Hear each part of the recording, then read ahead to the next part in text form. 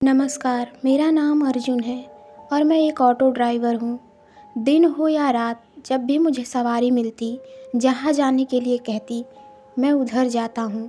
परंतु एक दिन मेरे साथ एक ऐसी घटना हुई कि अगर मैं उसको याद भी करता हूँ, तो फिर मैं दहल जाता हूँ, क्योंकि वह रात शायद मैं अपनी ज़िंदगी में कभी नहीं भूल पाऊँगा।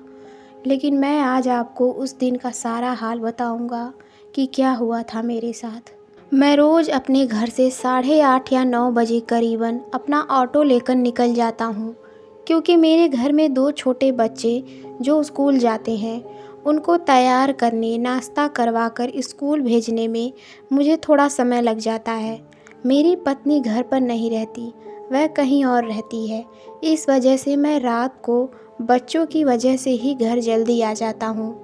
रात 9 बजे तक अक्सर मैं घर आ जाता हूँ, पर उस दिन मुझे थोड़ा ज़्यादा रात हो गई थी। सवारी को लेकर थोड़ा दूर जाना था, इस वजह से आते आते मुझे लगभग 10:30 बज गए थे। मैंने सोचा अब कहीं रुकना नहीं है, सीधा घर जाना है, तो मैं तेज़ रफ्तार से ऑटो को चला रहा था। क्योंकि घर भी बहुत दूर था, यहाँ से लगभग 30 किलोमीटर जाना था, इसलिए मैं तेज़ी से तो जा रहा था, पर रास्ते में एक बड़ा जंगल भी पड़ता था, जो खतरनाक इसलिए माना जाता था क्योंकि वहाँ हाथी सड़क पर आ जाते थे। कई बार ऐसा होता है, उत्तराखंड के पहाड़ों के जंगल में अक्सर ऐसा हो ही जाता है। मैं इस समय ऋषिकेश डोईवाला के बीच में जो जंगल में पड़ता है, वहीं से होकर जा रहा था। अंधेरी रात थी और बहुत सुनसान सड़क थी। इस समय पर मुझे यही डर था कि कोई जंगली जानवर न निकल जाए बाहर। जंगल काफ़ी दूर तक फैला हुआ था। उस गहरे सन्नाटे में बस ऑटो की आवाज़ ही सुनाई दे रही थी। तभी ऑटो की लाइट पड़ी और अचानक मैंने देखा कि एक महिला बिल्कुल रोड पर खड़ी ऑटो को हाथ दे रही थी।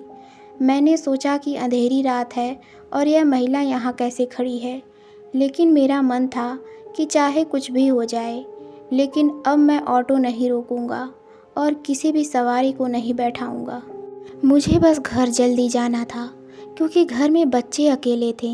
तभी मैंने देखा कि वह महिला अचानक से रोड के बीचों बीच आ गई और मैं इतनी जल्दी अपना ऑटो रोक नहीं पाया और मैं अपनी रफ्तार से ऑटो को लेकर निकल गया। लेकिन मैं बहुत हैरान था, क्योंकि वह महिला बिल्कुल बीचों बीच आ गई, फिर भी मेरी गाड़ी ना उससे टकराई, ना मुझे ऐसा कुछ भी महसूस हुआ कि कुछ भी मेरी गाड़ी के आगे आया हो। पर मैं भी गुस्से से बोला, मरना है क्या इस पागल औरत को। और मैंने भगवान से शुक्र भी मनाया, चलो कम से कम मैं उस बात को भूलकर मैं अपनी गाड़ी तेज़ से चला रहा था। लेकिन मैं लगभग आधा किलोमीटर निकल गया होगा कि मुझे ऐसा महसूस हुआ जैसे ऑटो में कोई बैठा हो। मैंने सामने शीशे में देखा, वही महिला जो अभी आधा किलोमीटर पहले हाथ दे रही थी, अब मेरे ऑटो में बैठी हुई है।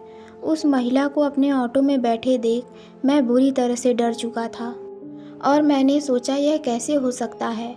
मैंने चिल्लाते हुए कहा, तुम कब बैठी? उस महिला ने तुरंत जवाब देते हुए कहा, क्या भैया जी, आपने ही तो गाड़ी रोकी थी, तब मैं बैठी। आपने ही तो बैठाया है मुझे।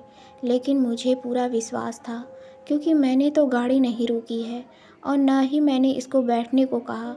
तब यह बैठी कैसी, मैं यही सोच रहा था। तभी मैंने गुस्से में तुरंत ब्रेक मारी और उसे नीचे उतरने को कहा। निकलो बाहर, मुझे आपको नहीं ले जाना, मुझे बस अभी अपने घर जाना है। लेकिन उस महिला ने मेरी बात का कोई जवाब नहीं दिया। अब मेरा पारा गुस्से से हाई हो चुका था और मैंने पूरे ज़ोर से ऑटो में जो साइड में पर्दे लगे हुए होते हैं, तभी मैंने नीचे उतरकर उनको खोला तो मुझे बड़ी ज़ोर का झटका लग चुका था। मेरी आंखें फटी की फटी रह गई, क्योंकि अब वह महिला ऑटो में नहीं थी। मैंने सोचा ये क्या हो रहा है मेरे साथ, ये मुझे कुछ समझ नहीं आ रहा है। और अब डर के मारे मेरी हालत ख़राब हो चुकी थी और उस समय मैं बहुत घबरा गया था। मुझे लगा कहीं मेरा कोई वहम तो नहीं, पर ऐसा कैसे हो सकता है। मैंने आज शराब भी ज़्यादा नहीं पी रखी थी।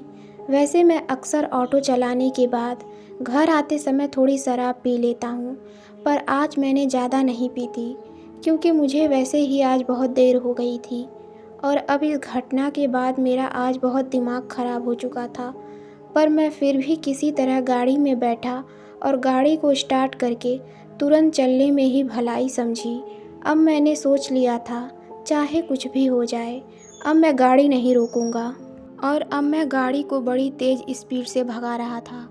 पर शायद आज मेरी किस्मत ख़राब थी, या फिर होनी को कुछ और ही मंजूर था, क्योंकि ये सब बातें भूल कर भी भूली नहीं जा सकती। लेकिन मैं फिर भी जल्दी से इस जंगल से बाहर निकलना चाह रहा था। लेकिन तभी मुझे ऐसा लगा कि मुझे किसी ने पीछे से पकड़ लिया हो, और मैं थोड़ा सहम सा गया। और मैंने जैसे ही इस बार पीछे मुड़कर देखा तो अब की बार वह महिला फिर से मेरे ऑटो में दिखी। लेकिन इस बार उसका चेहरा बड़ा ही भयानक था और ख़तरनाक भी था। उसने मेरी गर्दन पर हाथ रखा हुआ था। उसको देखकर मानो मेरी सांसें रुक चुकी थीं, और उसने मुझसे बड़ी भयानक आवाज़ में कहा, क्यों भैया जी, हमको नहीं ले जाओगे? क्यों नहीं ले जाओगे? चलो कोई बात नहीं, हम आपको ले जाएंगे। अब तुम चलोगे मेरे साथ। उस महिला का इतना कहना था, मेरे हलक से आवाज़ भी नहीं निकल पा रही थी। तभी वह महिला पीछे की तरफ बड़ी ज़ोर से खींचने लगी। यह सब देखकर मैं अपने आप को संभाल नहीं पा रहा था। तभी मुझे एहसास हुआ कि मेरी गाड़ी किसी चीज़ से बहुत तेज़ टकराई, और अभी मेरी आंखों के सामने अंधेरा सा हो गया। और जब मुझे होश आया तो मैं पास के ही हॉस्पिटल में था। मेरे सर पर 12 टाँके लगे और अंदरूनी चोट भी लगी थी। मुझे डॉक्टरों ने बताया कि मुझे वन विभाग के पुलिसकर्मी यहाँ लेकर आए हैं, और उन्होंने ये भी बताया कि मेरी हालत बहुत गंभीर थी और मेरी ऑटो एक पेड़ से जा टकराया था। वह मुझे बेहोशी की हालत में हॉस्पिटल लेकर आए थे। अब मैं ठीक हूँ, लेकिन मैं अब उस हादसे के बाद मैं उस रास्ते से जाने से भी घबराता हूँ। तो दोस्तों, आज की कहानी में बस इतना ही। मिलते हैं अगली कहानी में। धन्यवाद।